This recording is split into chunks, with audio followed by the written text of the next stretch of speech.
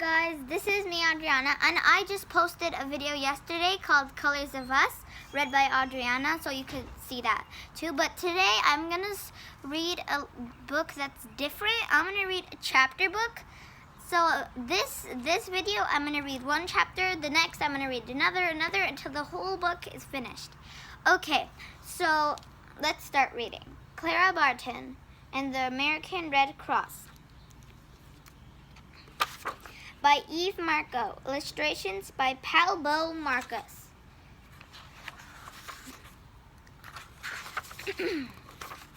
Chapter 1.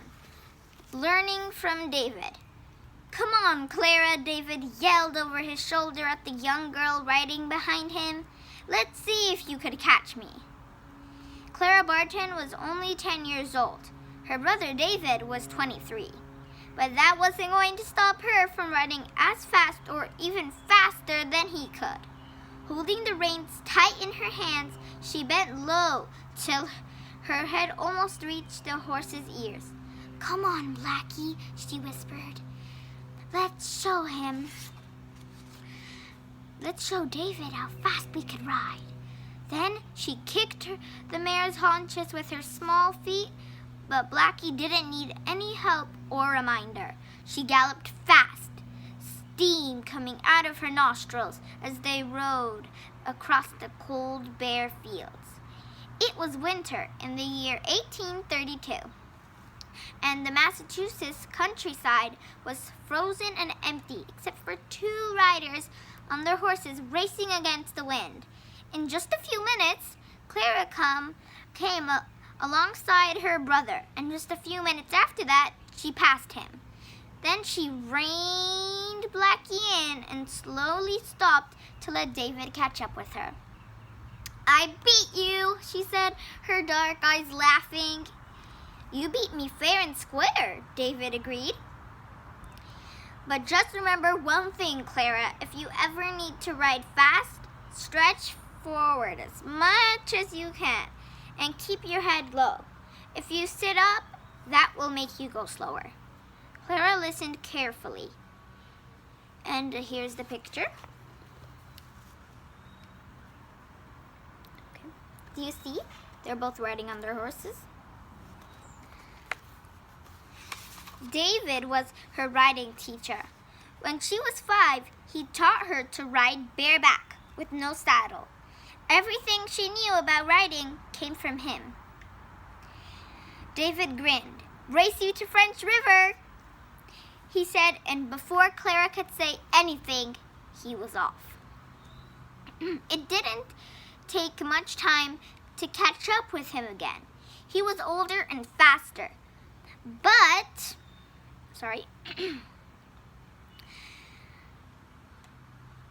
He was riding his own horse, but Clara was light and small like a feather. She was practically one with the saddle, and there was no stopping her now. It was late in December, a few days before Christmas, but so far the winter had been a mild one, and just a little snow. Clara wished more snow would come soon, in time for Christmas. Finally, they got to French River, which ran down the hills and curved along the fields and meadows. David got off his horse. So did Clara. "You beat me again," he told her. And there's the picture. That's French River and two of them. They're getting off their horses. "But let's see you do this." David walked toward French River. Clara followed, curious and a little nervous. Her brother David loved to play games. Everything he did well. He was the best horseback rider around. He was the best climber and ball player too. He taught her to do all these things. What was he going to show her now? They came to the edge of French River. This was the narrowest point of the river. Somebody had put a long log across it, long log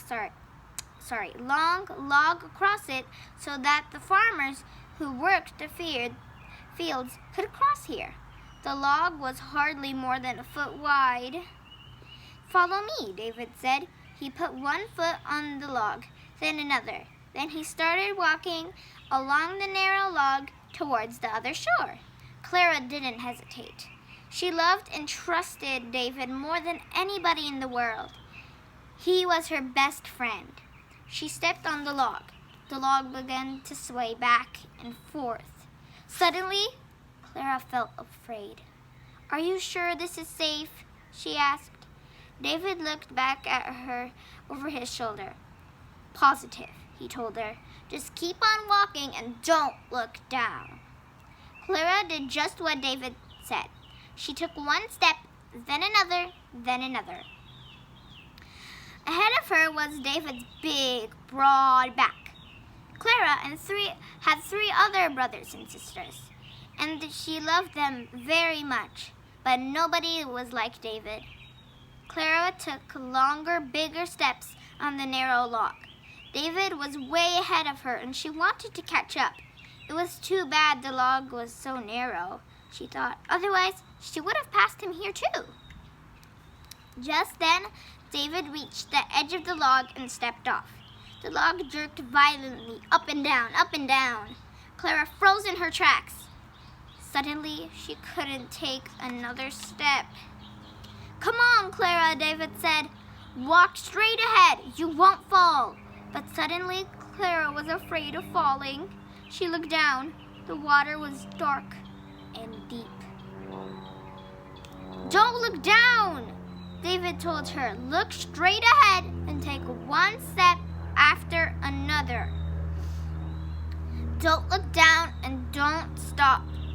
She raised her foot, took one step.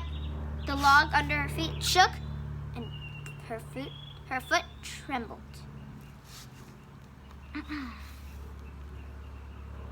Beneath her feet, the log was shaking, but it didn't matter anymore. She had to keep on walking. Clara's steps grew bigger and more confident. In no time at all, she was on the other side. David caught her as she jumped off the log and then lifted her and swung her gently around.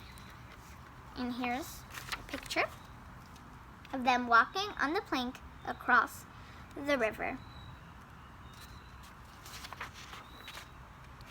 "Hooray for Clara!" he shouted, "the bravest girl in the entire state of Massachusetts."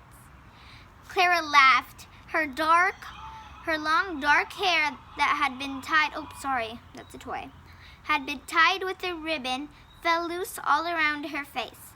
David put her down and she picked up the red ribbon from the ground. All her ribbons were red. Clara loved the color red, same with me. "You learned an important lesson today, Clara," David said. "What did you learn?" Clara thought hard. David always taught her to do things the proper way. He'd shown her the proper way to throw a ball, and the proper way to catch it, the proper way to ride a horse, and the proper way to take care of them. Clara smiled. "I learned to keep on walking, not look down, and never give up," she said. David grinned. "Perfect. I couldn't have said it better." Clara and David raced home. Just as the sun, and the sentence was cut there. But here's the picture. See? Just as the sun was going down. "I wish the days were longer," Clara said happily as they came inside the house. "That way we could spend more time outdoors." "Right now, I'm happy to see you indoors," Mrs. Barton said in her ginger ham apron and looked fondly at her youngest daughter. "I was waiting for you to help me bake a chocolate cake." "Chocolate cake!" Clara exclaimed. Chocolate was her favorite dessert. But then her eyes fell. There was still so many games to play outdoors. "I want you to help me bake the cake before your father comes home," Mrs. Barton said. "He went to the horse fair today and he'll be coming home tired and hungry." "Besides, Clara, baking is very important. It's like cooking and darning socks and sewing. They may not seem as fun as going riding or playing ball, but believe me, young lady, one day you'll find them very useful, and you'll be glad you learned them, or learned to do them. Anyway, don't you like licking the bowl after we finish making the cake? Clara smiled. Suddenly, she felt something by her leg. She looked down. Button! It was her little white dog rubbing against her leg. When she looked down at him, he sat down and raised his front left paw. Immediately, Clara noticed a red spot. Button, what happened? Clara sat down on the floor, held Button's paw, looking closely. Button always trusted Clara. Her hands were so gentle. Oh, poor Button. He broke his toenail. He's bleeding. Clara looked up at her mother. May I go upstairs to take care of Button? Then I'll come down and help you bake the cake. Of course you may, Mrs. Barton said, smiling. Everybody in the Barton family knew that Clara loved to nurse little birds and animals back to health. She'd taken care of dogs, cats, birds, and even raccoons. Come on, Button. Clara started upstairs. Button limped up after her. She soaked his paw to clean off the blood and put ointment on it. When she finished, Clara went back downstairs, took out big bags of cocoa, and started helping her mother with the baking. Many years later, Clara was to think back on how many things she'd done that winter day, just before Christmas. Riding, nursing, baking. One day in the future, those 3 things were going to mean the difference between life and death. Not just for her, but many, many people. And here's the picture. And that's the end of the chapter. The next chapter is Happy Birthday, Chapter 2. Thank you for reading with me. I'm so glad you followed along. I hope you see or watch the next video on Chapter 2. It's called Happy Birthday. Thank you for reading along, or you just listening. It doesn't matter. Thank you. Bye.